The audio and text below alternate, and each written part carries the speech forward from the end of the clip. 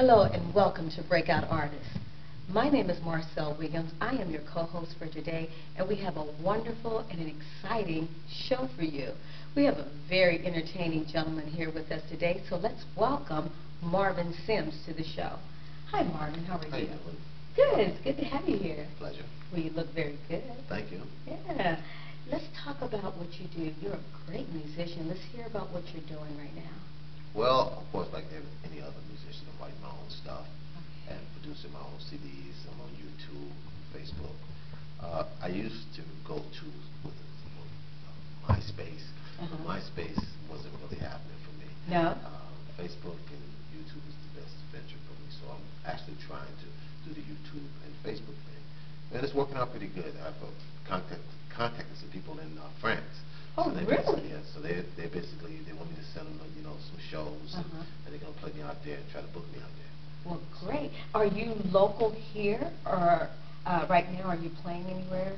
Well, I'm more or less hidden and missing, Okay. I don't want to plug places because they, Okay. they might sue me. Yeah. Okay, so let's talk about what got you started into the music business. Was this a childhood dream of yours, or just something that kind of came Well, later in life? I would say it wasn't a dream. It was just something that I was born into because my mother was a piano player. She played in the church, and then my father was a guitar player, and they had a group, and so they did their little things when they were younger. And of course, he wanted me to play guitar. I play a little guitar, but just enough to get my. I'll put it like just enough to satisfy him. Him, but basically to play my own music. I can play like the the Motown, Temptations, stuff like that. But basically, the guitar was all right with me, but I just wanted to take it another step further, and that was with the saxophone. The saxophone was like more of a speaking instrument than guitar. Now, guitar has its would say platform, but the saxophone was what I wanted. So your love is the saxophone. Right. It talks to you. Right. Well, I was listening to your music, and I could tell that you guys are making love together. It just sounds like a symphony. Right. Well, it's like being married to your music. Right. Once you start playing the instrument and you love it, and you dedicate yourself to it, that's what it's all about. You have to be. The whole thing is a passion. If you don't have passion, you don't have nothing. And a lot of people they play and then they put the instrument down. It's passion. It's the passion that kind of drives you and makes that love with the instrument and with the musician. Right. And I've run into a lot of situations in relationships where they will say, well, how can you love something that don't have veins? But see, if people don't understand being a musician, it's not about having veins. It's about having something that makes you happy. Right. Some people use drugs to get happy or drink alcohol, constantly. Right. And so, but I figure my scapegoat is to play the saxophone. I don't have to sit back and smoke weed or cocaine or drink alcohol. I can listen to good music or play good music. That's something really good that you just said, because there's a lot of people that are probably watching the show today that need an outlet and they're not quite sure what to do. So it's a good thing to maybe pick up an instrument and learn how to play it. I would say so for even a hyper child, because I was a hyper child. Living in Detroit, you can imagine. We're talking about way back then, and of course we had Motown was out there, and it seemed like everybody played an instrument then. Right. And I used to actually at night the big boys would practice, and I would sneak out the house and go listen to them from we'd say 9 o'clock till 6 o'clock in the morning in the projects, Brewster projects. Now a lot of people don't know too much about the Brewsters, but that's where all the greatest entertainers come. Supremes come from the Brewsters, the Miracles, and that's where all the greatest musicians were at. So I wanted to go there and practice with the guys. I would just listen because they were the big boys. But then I started getting better and better and better, and then I got in the bands. And so I did a lot of the, work with David Ruffin, when he was doing the solo thing, the Fantastic Four, Betty LaVette, she was pretty popular, Martha Reeves. And then when I got out here, I worked with Marvin Gaye and his brother Frankie, and I wrote a lot of stuff with Frankie. We were writers for Marvin. So you write as well? Yeah, that's my forte now, writing. Writing. Well, actually, I've been writing forever, but now music is really, I think the best thing for a musician to do is to get his own studio equipment, his own microphones, his own everything. Because see, when you're energetic and you're hyper and you want something to just be ready the next second. Yeah. You know, sometimes people, they jerk you. You know what Yeah, I mean? you got to wait on people, Yeah, and if you know how to do it, you can you're kind right, of do it exactly. yourself. So I was forced to actually play the piano, even though the piano was always in me because of my mother, and she wanted me to play the organ because she used to always tell me, if you play the organ, you'll never be out of work, and you'll work in the churches, and which is true. So of course I played it. I played the little organ in churches and the saxophone in church. Yeah. But my main thing is that I didn't want to play the organ at that time. It just wasn't in me. You didn't have the passion for that. Well, it was actually it was the passion and the drive. Just to, you know, because she took me to the music store and I wanted the saxophone. She said, well, look at that organ. Don't you like these? And she used to take me to this guy that played in the church, and I would sit me next to him and watch him work the slides on the organ. And, you know, she said, look how he's working the slides and, you know, playing the pedals. And he was great, you know what I mean? This guy was, he was, what we would say, a monster in the business. Right. But the thing is that I just didn't want to play the organ. It was just, I loved it. I loved this, what he could do. What he could do with it, but that wasn't something of your own. It wasn't something of my own. And that was something that I figured that would finally come eventually. But I used to get on the piano just to play chords and stuff like that. But then, as time went on, we'll say in the 80s, I was with a band, and you know, I do my saxophone solos and my parts and stuff like that. Then, of course, you know, the piano player, he do his solo, and the guitar player would do his solo. So I'd watch the piano. I'd be standing next to the piano player, just watching him. So it kind of caught on his voice, and then I'd ask him questions. Well, you know, what chord was this? What chord was that? Right. So one day, he had a problem. I won't say what the problem was, but he would miss gigs. Right. You know what I mean? Yeah. And I watched him enough where I could play what he could play. And so when I didn't play saxophone, I got on the piano.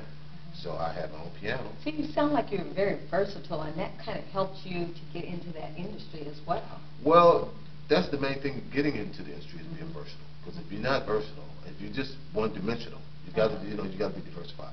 Because if you're not, then it's just like now I'm trying to get into film, you know, cameras and stuff like that, computers, learning how to do my own. Well, I can do websites, but uploading things and you know, all that kind of stuff. You know, and I'm trying, you know, anybody I can get to, I just, you know, try to. I'm not like a magnet. Right. You know. Right. So that's what that passion you were talking about earlier. You're just very passionate to know as much about the business as possible. Right. And I think that is you know is a key thing, especially for those that are trying to break into the business nowadays. And like you said, the one-dimensional is a little difficult, because if you can't do some other things and they don't have an opening for that, what you do, then you're out of a job. Or if you want, like say for instance, being a female vocalist, or we'll just say a musician, period. You know, of course you record yourself in the studio, and the guy said, well, you owe me $150 more, but you want to hear that track that night. Right. You see what I'm saying? Yeah. So you say, you have to wait until the finished product. Well, you know, you have to wait till you get that money. So you okay. So the guys, you know, you owe the guy the money. You know what I mean? You want to hear what you've done. You know what I mean? Because it's in you. You want to hear, see the product, hear the finished product, and you can't hear it. You know, because you don't have that money. So I was in that position all the time. So I said, well, let me buy my own studio equipment. Let me scrape. I went to Japan. I saved up all my money, and they used to laugh at me and call me Malto Bill, because all I knew was Malto Bill. And it sounded like you were hungry to do what you really wanted to do, and it just sounds. I hear your fortitude in really wanting to be the musician that you are today. Well, right. Well, it takes. It's not going to fall in your hand. A lot of people think that, you know, I'm a great singer, I'm a great musician, and then it's going to happen. And it's going to happen. Right. No, you have to make it happen. See, the name of the game is this: they're not going to find you. You know what I mean? You know what I mean? Or look for you. You have to find them. You see what I'm saying? They're not going to never knock on your door and say, "Oh, we're here. We want you to play." You got to find them. So now we have these outlets. We got Facebook. We got YouTube.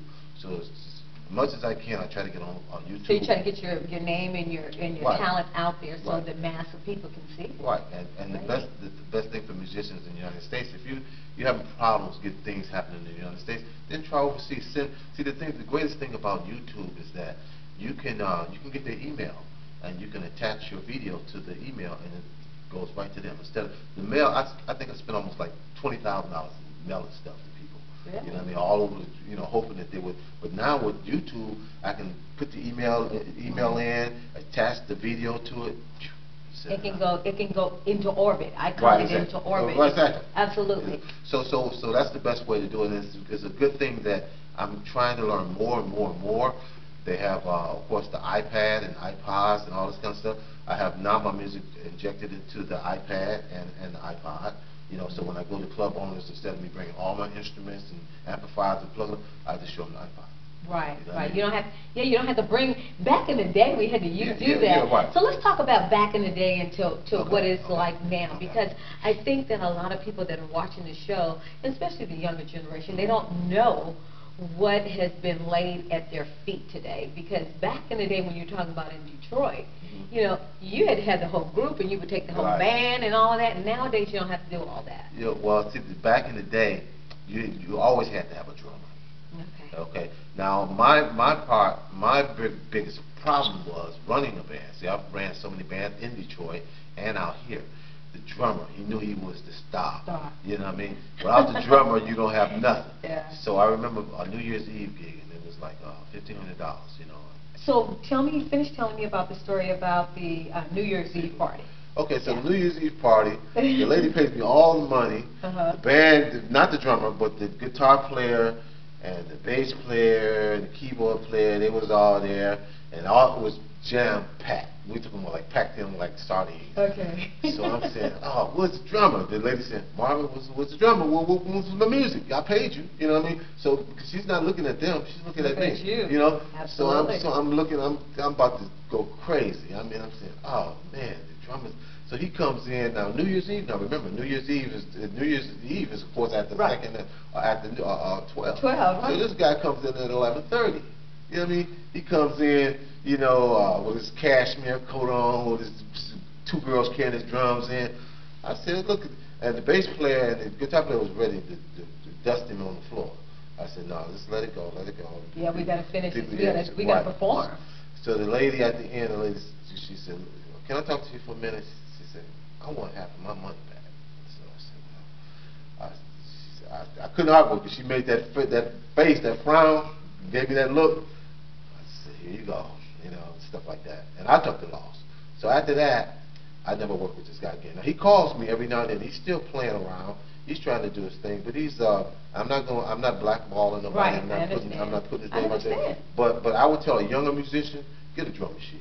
You know what I mean? Less hassles. You don't have to deal with bratty kids, alcoholics, drug addicts. You get a drum machine, it's so easy to program.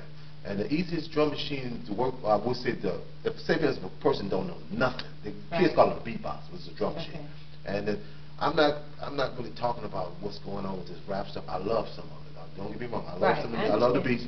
But the drum machine has been out way before they call them the beatbox and this and all. It's not. It's a drum machine. And the best drum machine is get a rolling on Yamaha, because one or the other you don't have any problems. And you can get these drum machines for about $100. Now if the person's let's say I'm a young rapper, a young singer, they say, well, God, I need to record, and I don't have the right equipment. Well, you could go to Radio Shack and get a mixer for about $30 and get you 2 VCRs. Wow. You know, now that's the way I used to record. And people used to say, how you get your music? How you do your music?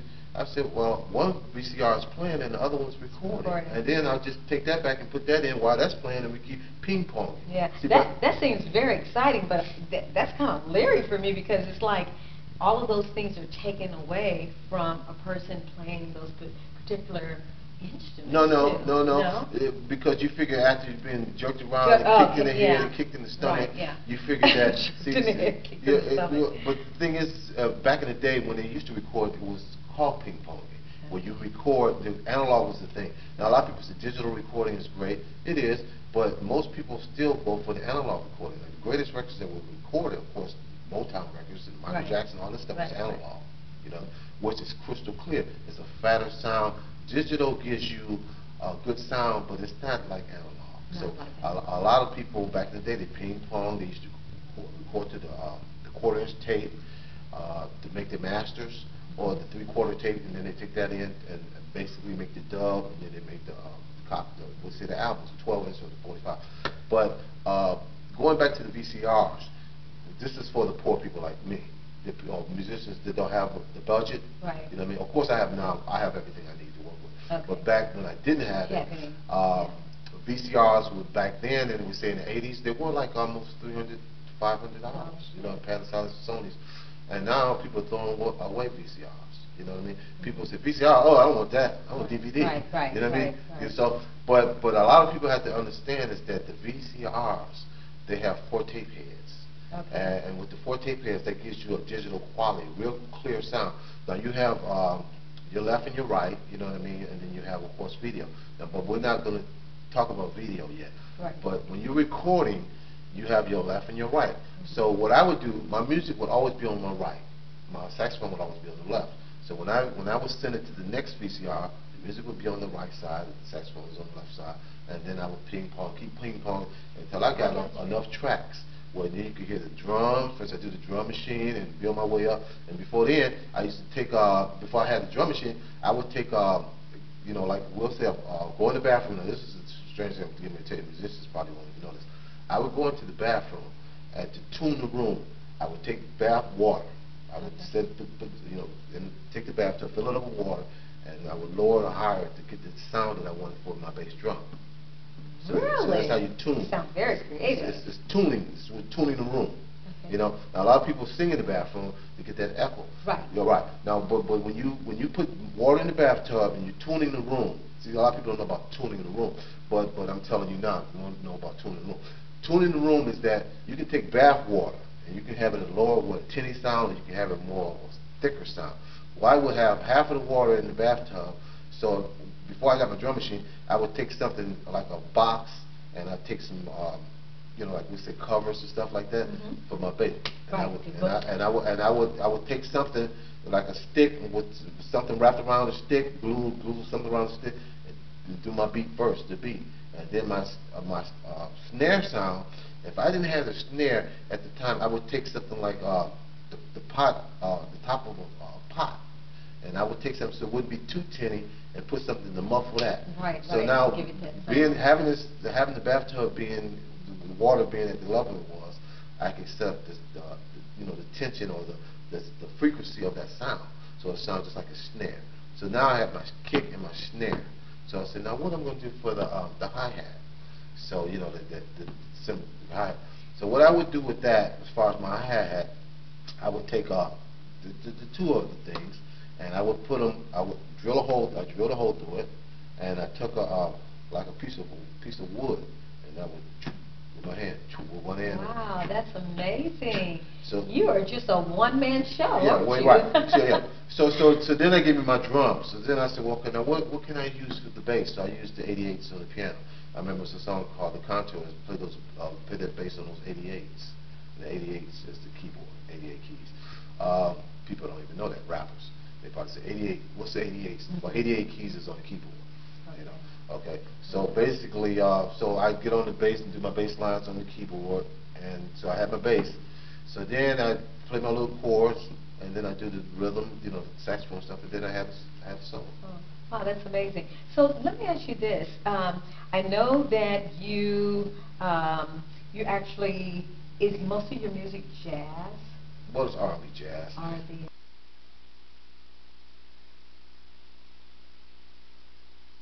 So you really, jazz, you said is jazz or I would say R&B jazz, because I'm a singer also. So I more or less concentrate on my, you know, having singing and jazz. Now back in the day, there was people out called like Roy Ayers and Ronnie Laws. Oh yeah. And they had singing, and Donald Byrd, the Blackbirds was my heroes, and they had the jazz and R&B together. You know what I mean? And a lot of people are still trying to incorporate that. Now a lot of people are incorporating rap with jazz, or what they call spoken word with jazz, and stuff like that. And I do all that. You know, if I find a person that's very talented, that's good at spoken word, I do selections with them. Or if I find a person that's very talented rapping, I do stuff with them, gospel, whatever. I try to venture off into all avenues. I don't really like, even if I have to play rock and roll, because Africa can do that. You know, the thing is that I try to make it, but it has to be groovy. You know, like you remember that song by the OJ's, I Love Music, as long as it's grooving. Yeah, yeah. Well, Long as it's grooving. As long as it's grooving, I'm with it. But if it's not grooving, then it's just headache music. Yeah. Because I can listen to some jazz to give me headache. You know, some little guys trying to play 150 notes in one measure. Well, you know what, Marvin Sims, thank you so much for Pleasure. being on the show today. That's about all the time that we have today. Real quickly, do you have a website that they can check Well, out? go to Marvin, just go to YouTube Marvin Sims or Facebook Marvin Sims, and you'll find me. Or Marvin Sims Music or Marvin Sims Jazz on YouTube.